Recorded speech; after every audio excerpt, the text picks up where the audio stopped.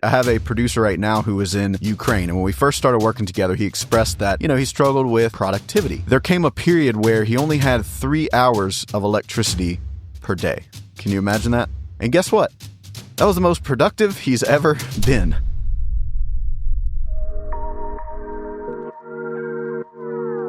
Hey everyone, Daniel Grimmett here. You're listening to Producer Management, the podcast that lets you in on real conversations between professional music producers and their teams. The deals, the strategies, and the unfiltered advice. This show is brought to you by my company, Dark Label Music. When producers want clarity, strategy, and growth, they call us. We're not a course or a coach.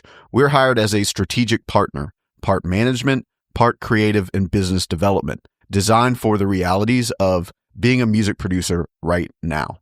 So whether you're a small studio or a Grammy-winning veteran, reach out to us at darklabelmusic.com to see if we can help. Okay, so I got my first paycheck from music when I was about 14 years old. And fast forward 23 years later, I've had the opportunity to build multiple music companies that have earned anywhere from 6 figures per year to 6 figures per month. So as you might imagine, I've learned a ton of lessons along the way. And today we dropped a new video on the Dark Label YouTube channel called 20 Years of Business Advice for Producers in 17 Minutes. If you haven't watched that yet, I would recommend doing that first. I'll link to it in the show notes. But as I was brainstorming for that video, I was flooded with ideas, but could only include about 16 of them in the video. However, I had about a dozen more, and I'm going to share those with you now. So consider this episode an extended cut of our YouTube video. We're going to pick up exactly where the video left off, so let's dive in. This is lesson 17. This happens at least once a week. Producers often think that when they get bored, it means that they need to switch to something radically different. And this basically causes them to always be starting over every few years or just constantly resetting their progress. Being bored in general usually just means that you're really good at what you do. You've mastered whatever it is you're doing. It's not necessarily a signal to abandon ship. It's a signal to evolve. I can definitely relate to this. We all go through this. The way that I deal with it is looking at what is the newer, exciting version of the same thing that I'm already doing. For example, after 7 years of consulting producers, we've transformed and moved into producer management. Similar work, but a bigger challenge and potentially bigger payoff. Sometimes I'll have producers get burnt out with client work. They'll tell me, hey, I hate client work, all that. And they want to pivot to something completely different. But I always ask them, well, what is it that you don't like about it? And usually it's like, these artists, the clients I'm working with, all that. So I'll tell them, hey, if I could replace all of your clients with these really great artists that are emerging and about to break, would that change your opinion on it? And many of them say yes. Well, technically, that is just a newer, exciting version of the business, right? That's not really a call to completely pivot. They just don't like the current version of what they're doing. If you earnestly try and cannot come up with a newer, exciting version, then okay, maybe it's time to explore a pivot. But don't necessarily throw years of progress away just because the novelty has worn off. Lesson 17, don't pivot just because you're bored. Think it through. Lesson 18.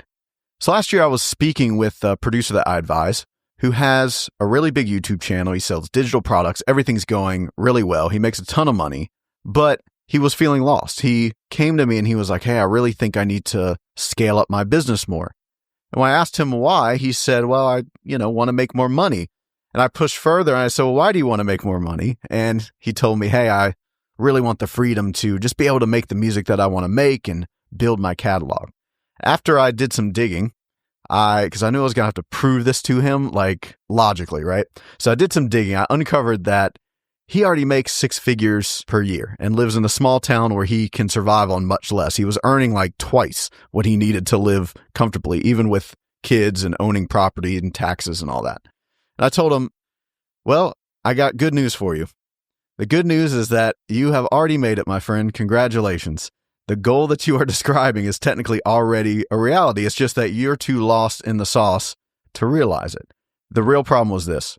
He felt guilty spending time on music projects that he really wanted to do if they weren't going to make money like his other businesses, which that's not even true, by the way, but that's what he thought.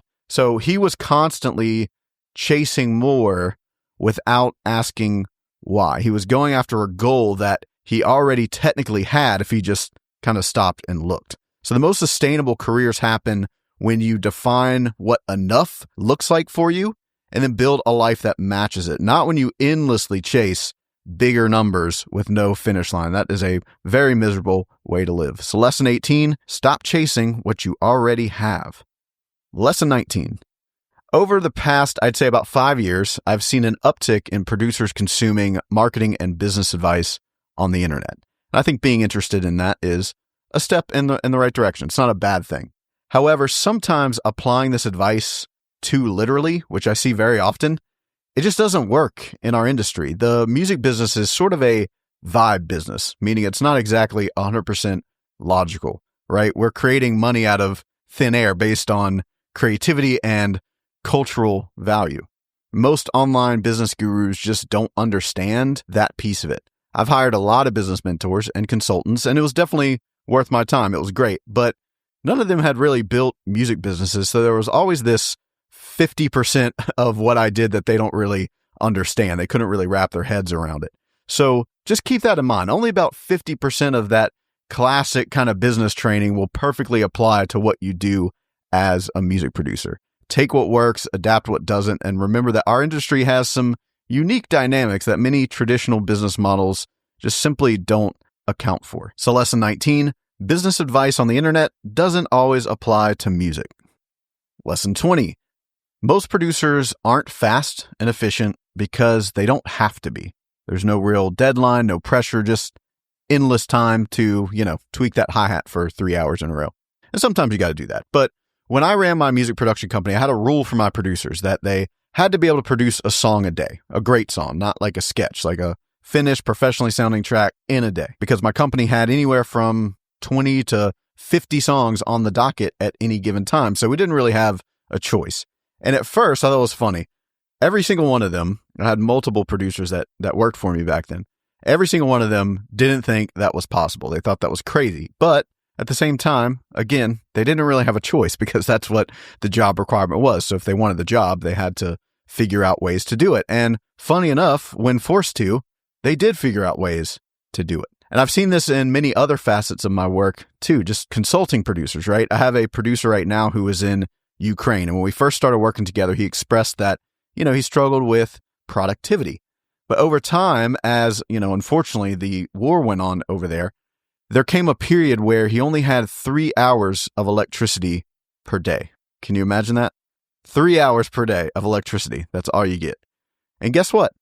That was the most productive he's ever been because, again, he had to be. Lesson 20 is constraints create productivity. Sometimes you have to set some on purpose. Lesson 21. This is more of a heads up, I guess, than it is a lesson, but you're probably going to have to spend at least the same amount of time or more running your business than you are making music. And this seems like a bummer at first, but it's actually a good thing because if you do that for a period of time, then you will earn the right to have somebody take that stuff off your plate, an assistant, a manager, etc. But I noticed that a lot of producers, they want all this stuff taken off their plate way too early in their career. So they end up wasting a lot of time kind of holding off and trying to find someone else to do it for them instead of just investing that time into getting good at it first, which ultimately would attract better candidates for management or at least create enough excess cash flow so that you could farm out the things that you don't want to do. Making great money and only having to focus solely on music is not a right. That is earned, and it's generally earned over time. A caveat here for beginners listening to this, I wouldn't even worry about any of the business stuff until you're a pretty, killer producer. Lesson 21. In the early days, you'll probably spend the same amount or more time running your business than making music. All right, lesson 22. Again, this is more of a warning than a lesson. I've had the opportunity to talk to a lot of veteran producers, ones that have been doing this for decades. They're in their 40s, their 50s, sometimes even in their 60s, and many of them have accomplished a lot. They may have Grammy nominations or wins, multi-platinum records, working with major label artists, all the stuff that the younger guys look up to. However, almost none of them had been putting money away for retirement. The lucky few at least have, a large gear collection that's probably worth some money, or they purchase some real estate along the way, or maybe they have a, spouse that is financially responsible. But I don't know. I just found this to be very surprising. There's no 401k plan in the music business. Lesson 22, there's no retirement plan in music. Start investing now. This one throws a lot of producers off guard because they're not used to hearing this perspective. Lesson 23. One of the biggest things producers tell me they struggle with is consistency. And I get it. Consistency is important, but I'm going to teach you a lesson here that will probably put you more at ease with this and give you a different way to think about it. If you look at my YouTube channel, you'll see that our uploads are not that consistent on first look. I think maybe we did 6 videos scattered throughout last year, and that's it. Most YouTubers are doing a video per week.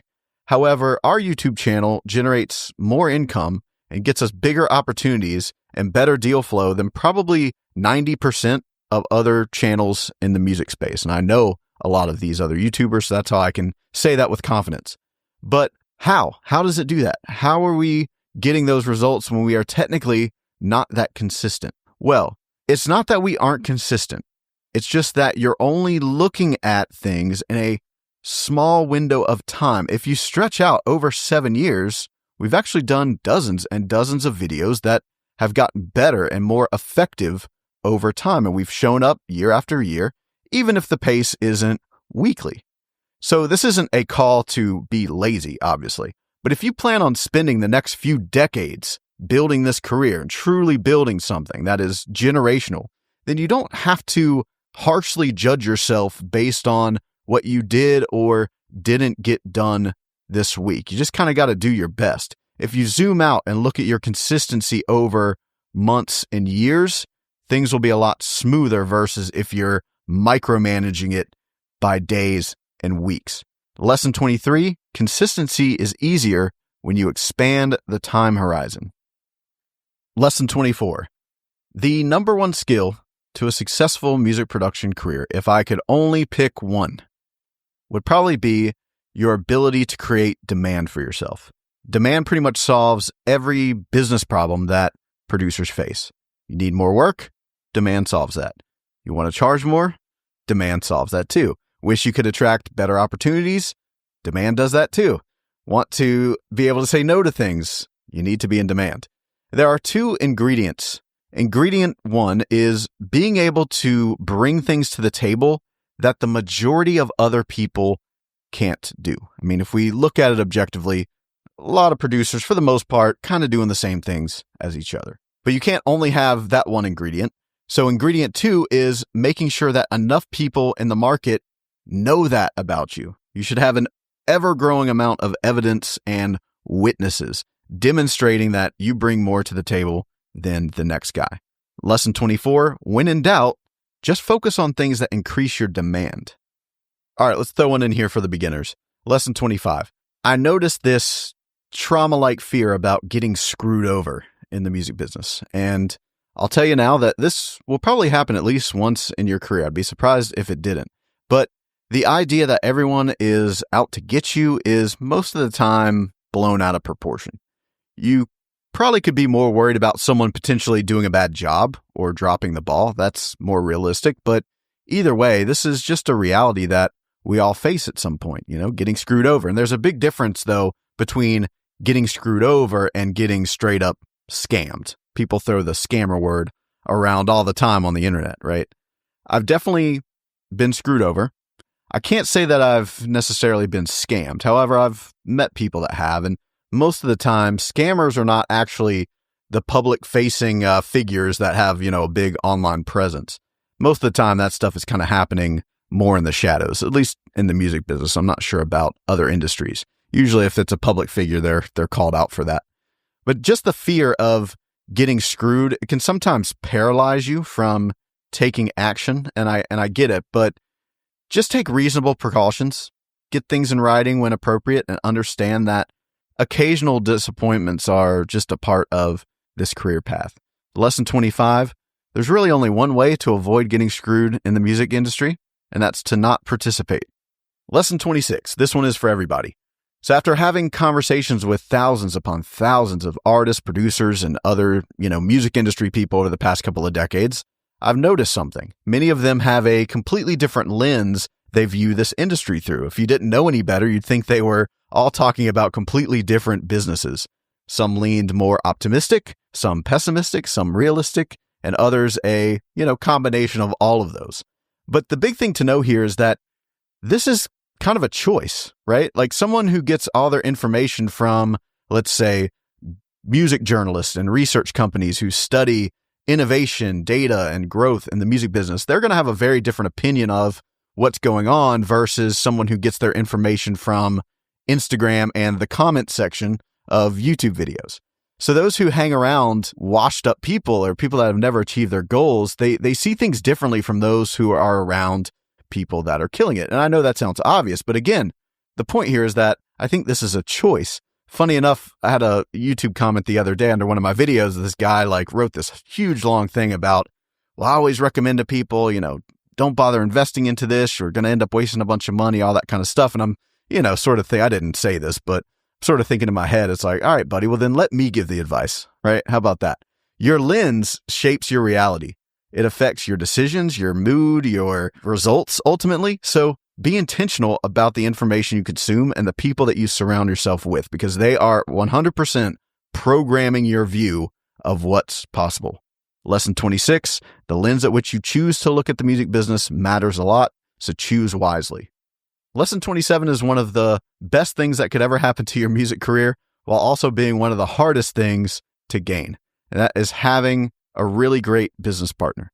I think it's easy for us to let pride take over and want to feel like we did everything ourselves. And there are some times where that's needed, and that's all fine. But the biggest, and I mean biggest advantage I've had my entire career was having great partnerships, understanding my strengths and my weaknesses, and then supplementing that with partnerships has truly been my power skill and my biggest competitive edge. Even when I was a teenager, I wasn't a prodigy musician by any standard, but I was able to get the prodigy musicians to be in my band. That was my skill.